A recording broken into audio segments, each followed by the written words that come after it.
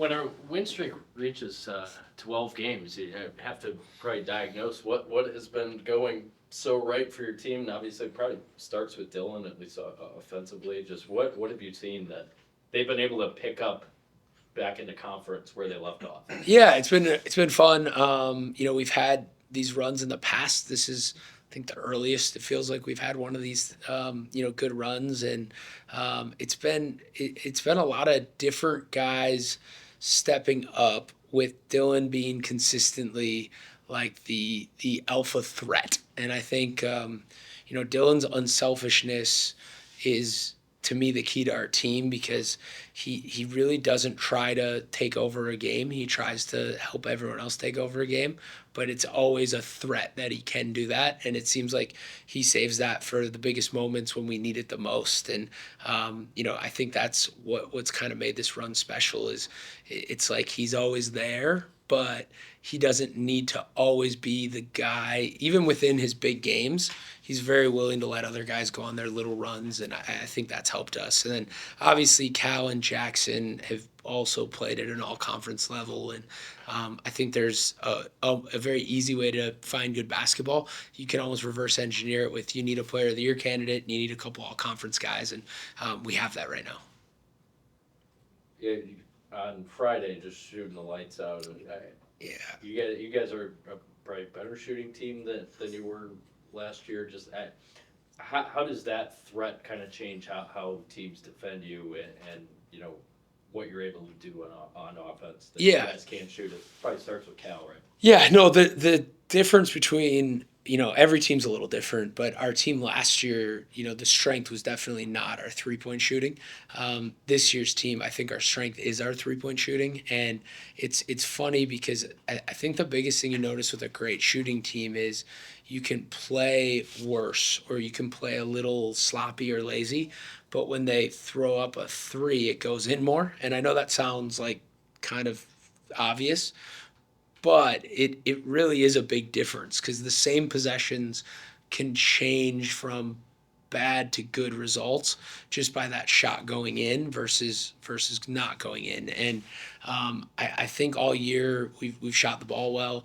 It's very noticeable in practice how much better we are at shooting the ball, and the we're worse at some things. Like, we don't get into the paint as well, and we have some things we're not quite as good at passing team to the interior. There's a lot of things we're not as good at, but when the ball's going in, I think this year's team's gonna probably blow out a few more people than our other teams have, partly because of depth and partly because of the volume of 3 point shooting we have. Because it's not one or two guys; it's a whole team that get hot. Are you seeing in practice, like you always say, that the habits lead to success in games? Like, what specifically are their practice habits that are helping them when they take the floor on game day? Yeah, I think the biggest thing this year's team all year has just been allowed themselves to be coached hard, and allowed themselves to be held more accountable without it frustrating them. And I know, as a staff, we've pushed way harder this year than we ever have before. And it's, every day just making sure that they're playing full speed, they're playing aggressive, they're playing, violent. And I think having the depth of 10 guys, and the other part about, we're playing 10 right now, which is more than I like playing, and we probably have three, four, five guys that could help us. So the depth we have has made practices way more competitive, and it's just noticeable in such a different way, because if you don't show up to play hard, you're going to get your butt kicked in practice, and that hasn't always been the case. And I think that's really been what's led to the consistent play in game. Is it harder for you right now on your rotation patterns, or easier because everybody is tending to be playing very well? Yeah, it's both. I think it's easier probably to, you pick a rotation going into the game, and it's easier to stick with that rotation, because everybody's playing well.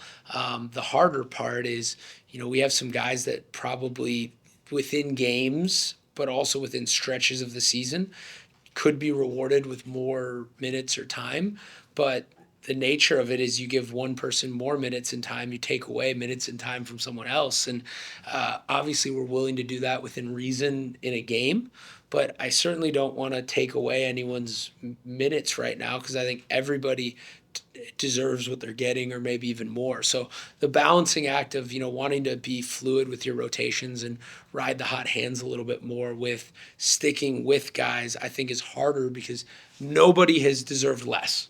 It's just guys have deserved more, which by nature means someone's going to play a little bit less. Like the game on Saturday, I was very happy with how Trevor played. He wasn't doing a ton of big time offensive things, but he was guarding Jalen Charity, who we thought was their best player. He was taking him out of the game, and on offense, he was spacing well. In most instances, that would be enough to play his 24 minutes that a normal starter plays. But we thought Bennett was doing so many good things that we needed him in to finish the game off. So we weren't penalizing Trevor or we weren't not playing Trevor because he did anything poorly.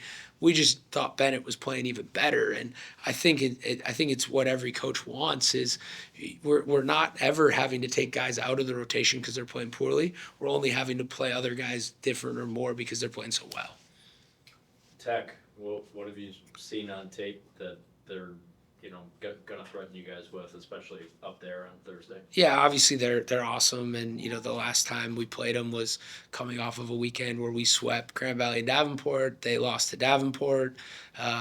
We thought we were pretty good, and they were angry, and they beat us by 40. So it's similar in a lot of ways. So it's definitely that message got told to our guys quite strongly this week. They're going to be more on edge than we are based on the results of last weekend. What's terrifying about them is they're not playing well on offense. I mean, it's not complicated. I don't need to not like it's obvious. They're a below average offense on all the metrics. If you believe that, that's fine. I don't. I don't think that's going to continue. I think, and the other thing is we're going to get Marcus tends to, go up and down a little bit this year, and we're going to get the Marcus that's going to put forth the best possible effort and try the most and do all those things. So that's going to be another challenge uniquely that they present to us. But defensively, they are awesome. I mean, it's been all year. They somehow, as a below average offense, are still, we're 5 in the country, and they're still dominating like big time opponents too, like Duluth, Lenore Ryan, Dallas Baptist. I think people regionally don't fully realize how hard their schedule's been. Like Lynn is really good. Well, they beat them by 45. So like they are just dominating on the defensive side of the ball, and some of the analytics stuff or right now we're the best offense in the country. Right now they are one of the best defenses in the country. That side of the ball in particular, it's one of those like which one breaks. And my guess is neither completely break, and it's an all-time battle, especially on that side of the ball. You guys going to try and get out and transition maybe more than you have? I think we've run at opportune times, and I think we're going to continue that. And if depending on how teams crash the glass against us, we will crank up or down the volume of transition. And Tech has crashed 4 or 5 quite a bit. Their rebounding, I think both of us, our rebounding might be the secret thing that no one talks about because it allows us to play poorly and still win games. And they're an elite offensive rebounding team. With that, we may have to run a little bit more than maybe what we have against some of the teams that do send 4 or 5 back against us. Last thing, is there anything different about their offense and how it's going right now? Is it less Marcus centric, and does that change how you defend them this time around? Yeah, it comes and goes a little bit. I mean, he has games where he still is shooting as high a volume as he did last year. I mean, the difference is at this point a year ago, Marcus was the most efficient volume scorer in the country, and this year Marcus is an inefficient volume scorer. If it's bulletin board material, fine. It's just so obviously true that it's just facts. So his volume is still there, but they can definitely beat you without him being efficient, and they also can beat you without his volume. I don't know early in the year last year if that was true. I think that was what that team learned as the year progressed last year, is that Marcus is, last year I thought was one of the best players in the country or the best player in the country. And they've figured out later in the year how to win without him being that. And that's carried over into this year where if he's off, they still can win the game. The scary part is, again, he's going to go positive in a lot of these games. And I think, his health, and I wouldn't be surprised if he turns back into that super efficient all world player. I'm predicting it's coming. I am really, really hoping that it does not start on Thursday. I would really like, the inefficient Marcus to stay for one more game. But it's coming because someone that good, you can't keep them down that long. I guess your overall thoughts on this weekend taking on that Grand Valley team where you guys around trade blows and don't come out on top. Just what's the takeaway from the weekend as a whole, and not being too discouraged by falling to the number one team in the country? Not discouraged at all. I think the biggest thing, losing my voice was probably my biggest discouragement, but I think it's just, I'm really proud of our team and how our battle and our fight never stopped. We were down going into that fourth quarter by 17, and anything could have happened where we could have just folded and threw in the towel. But our team kept battling and fighting, and I think we learned a lot. Playing the number one team in the country, they expose you in a lot of different ways. And so watching film is just learning and getting better and getting in the gym and improving. But right now, you don't want to be playing your best basketball right now, anyways. And so it's getting those improvements going into Michigan Tech. It's kind of a good week to get that reset, which is what we did yesterday, and moving into today and going into Thursday. Your bigs, and especially on the offensive line, just how have you seen them improve? Like Alyssa and Jordan, I know there's a lot of getting the ball to Alyssa in the post against Davenport, and just how they grown on that side of the floor and helping out, JC and getting open shots on the perimeter as well. Well, it helps with having two really good shooters on the perimeter. When you got shooters, people can't really help in and dig as much. And Alyssa's really found her spot now in the block where she can put up some shots and do some really good things for us. And she's battling on the boards, rebounding, which I haven't seen her fight this hard as what she is right now. And then obviously having Jordan and Maddie coming in off the bench, they're really still kind of finding their niche. Obviously against Grand Valley, Jordan played very, very well, and really gave us an extra boost there coming in and an extra toughness in the post. And so again, it's nice because you get a little bit of everybody on our team. You got the shooters on the outside, and now we're starting to find a little bit of an inside presence. And when that happens, it's hard for teams to beat us. But obviously, going against Grand Valley, they got a lot of size, they got a lot of everything. But we're just still, figuring out who we are yet. But it's fun when you got a bunch of different people stepping up. Even Addie P helping us scoring too, against one of the best teams in the country. It was great to see. How's her confidence grown, Addison, this year, and just being willing to take shots when they're open, and a lot of them have been falling? Yeah, I mean, she's been awesome for us, and being a starter for us all year has been great, but she's earned her spot too. She's got the job of guarding the other team's best offensive player as a guard, and for her, I think she kind of thrives off of that, and she's okay when she can score points, she'll figure it out. But at the same time, she knows that she's out there to defend a little bit, but when she gets hers, she can also fill the bucket up as well. Tech is much improved over the last year. What have you seen on tape from them? Yeah, I mean, obviously Ella's playing her butt off right now. I mean, she's shooting the ball really, really well, and they run a lot of stuff through her, and she can put up points fast. But they got a good kind of all around group around her as well. They're shooting the ball really well. Our defense is going to be on point with them. They switched things up for Grand Valley, and they switched things up than what they did with Northwood. But we're just still watching film and just figuring some things out. It's going to be a tough matchup. It always is. It's a fun matchup. But I think going after Grand Valley here on Saturday, it's a good kind of preparation for us for Tech. Where do you guys need to be your best on Thursday, especially going up there? I'm at a little bit of everything, but it's just going to be battling and being tough. They're going to come at us. It's always a battle. We go back and forth every time we play them. But going up there, it's never easy. And so, just kind of like Grand Valley, it's going to be the tougher team. Getting all those loose balls and doing stuff like that is really what's going to change the game. Does Addie cover Ella or does Addie cover Alyssa? Or is it gonna be a bit of both?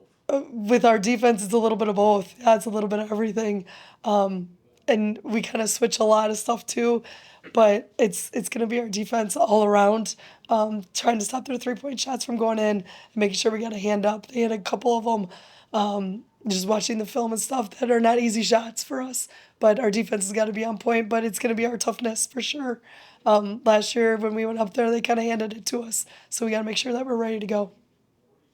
You have a veteran team. Do you just sense that JC and CJ, players that have played a lot of these games against Tech, really enjoy it and kind of love when these opportunities come up? I think our whole team is. Our team is super competitive, super competitive. And so anytime that they have an opportunity to go and play, and it's going to be another fun environment, right? Like Saturday was an awesome environment. Up there at Tech, it's always a great environment. Their pep band is always going to be going, and it's a fun place to play. And I think it's really fun for our team. And I think our veterans they look forward to it every year, whether it's here or there. And on top of it, you're not necessarily in the men's game, but your game, you have players on both sides that played high school from the UP. Yep. How does that factor into it? Does that make it a little more interesting in your eyes, and what do you enjoy about that? I think it's fun for the rivalry, right? Like we're in the UP, and it's always a battle between us and Tech. And I think them being able to play against each other is fun. But I think it's also like a true UP game, which is really really fun for both sides. Well, I liked what I saw in my brief appearance over there a week or two ago, in terms of how the team is doing. How's the team doing? Yeah, I mean, I thought we wrestled really well at our duels. A little short-handed, right? That's never ideal, but nothing major. On that side, it's we're going to deal with it again coming up this weekend. Just one of the athletes, Mags, is in the ROTCs. She's got some military obligation that she's got to take care of, and totally understandable. And then there's always little things behind the scenes that you're trying to manage as you go throughout the season. But yeah, I was really pleased with how we competed. And I think from a progression standpoint in the season, we're at a perfect like kind of halfway point, right? So the break was a good time to evaluate not just like where we're at in the season, but it marked 6 months since I moved up here to Marquette, and so I got to take a look at just top to bottom where we're at over those 8 days, and I love it. So when we came back, we had 9 weeks to go until the NCAA championships, and leading up to Christmas and how our training calendar fell, we had been into it for 10 weeks. So we could really take a look and say, hey, we can. I think a lot of us took a big jump in that first 10-week stretch, and but we got to take another jump, to get ready for the postseason, and not just postseason, but there's some, conference duels coming up in a couple weeks, the second step of those, and will be some good competition in there, both from a team standpoint, from an individual standpoint. So really happy. There's I think I said this before. I'm world champion at nitpicking details sometimes. So I'm never satisfied, won't settle, but really motivated for the second half of the season with these girls for sure. With wrestling, and I'm going to compare it to basketball for a minute, which is kind of goofy. You see, basketball will see an opponent twice, 3 times, if it's been a really good year, 4. Mm-hmm. Individually in wrestling, does that happen a lot where you need to build on each time you face a person and figure out what not to do and what to do? Yeah. I think of Sophia Bassino, right? Soul strength in the top 10 in the country. She's wrestled her opponent from North Central, 2 of them that have both been All-Americans in the past. I think she's 2-2 against one and 1-1 against the other this season. And there's a lot of commonality with some commonalities still to come. They're in region, hopefully both at the national tournament, us and their athlete both at the national tournament.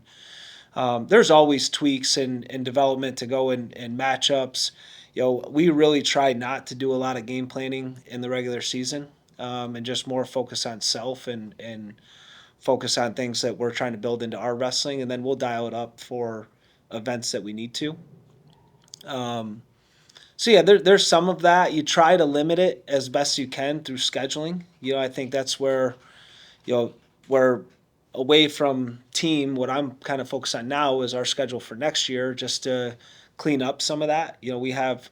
Um, we just kind of got it to a late start on scheduling, with our situation. But, so there's some of that, but um, honestly, I want as much of it as possible. Not just to see one individual, but I want to see the best girls in the country for our best girls as often as we can. And whether that's widen the gap or close the gap or just become more familiar and get really competitive matches, um, I think those give you the best opportunity to develop versus wrestling someone that there's a skill gap with. And so I think that's been a healthy balance thus far. And I think there's some matchups that throughout the season that we wish we would have ran into a couple times here and there, but brackets will dictate that, or lineups or availability will dictate that, and but I think it's healthy for sure. They go on a week to 10-day break. Just that, how structured, I'm always in awe of wrestlers, whether they're male or female, the structured physical regimen that they're keeping on even though they're not here. Just Yeah. how do you work with them, when you send them off for however long it is? I think that conversation is ongoing, whether if there's a 8-day break or if you're going home for the summer or if you're staying here or whatever that looks like, because I think so much of our sport happens outside of the wrestling room, right? I was having an individual conversation with one of the girls the other day, and the the premise of her statement was, "Am I doing enough? Am I and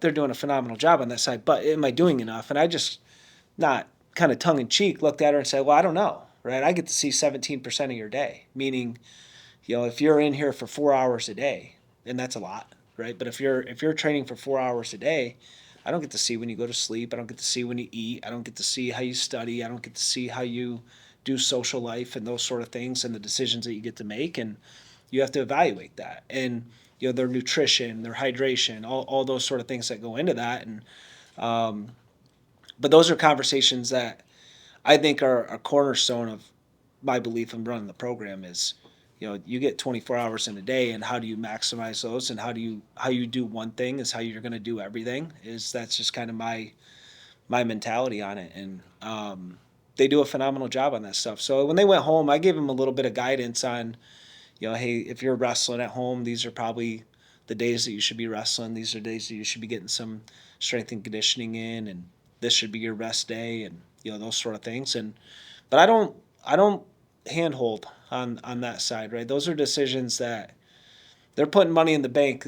The amount of days that they're disciplined in a row, right? If they're very disciplined in a row, and because I think you'll also see some athletes that do it for 2 weeks and then, hey, I got 3 days of cheat days on there, and it's just not enough time in the bank to jump levels. So the break period is unfamiliar for me, right? I've spent my entire career at the Division III level, hadn't had that, and I kind of went into it with a little bit of anxiety of like, is this, do I like it, or do I, it is what it is, but how are you going to handle this? And I really think that is a great piece for our student athletes to be able to get home for the holidays, kind of recharge, get refreshed, fill the cup back up, however you want to say it, and then come back and get back to work for this last little sprint. So I loved it.